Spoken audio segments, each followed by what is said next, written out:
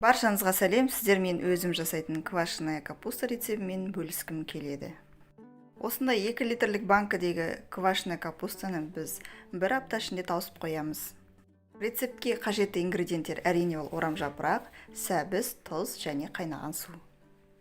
1 кружка қайнаған суға 1 ас қасық толтырмай тұзды салып араластырып дайындап қоямыз.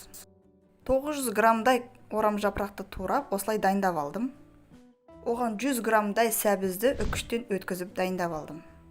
Көкөністеріміз шырын босату үшін осының үстіне 1 ас қасық және 1 шай қасық тұзды салып осылай мұжғылап аламын. Бөлме температурасында салқындап қалған тұзды суымызды құямыз. Орамжапырақтың бетін су басып тұру үшін үстіне ауыр жүк қоямыз. 2-3 күннен кейін бетін ашып газын шығарып, шанышқымен пісіп жіберу керек. Бетіне көбік шығуы мүмкін, ол қалыпты. 4-5 күнде осы капустамыз дайын болады.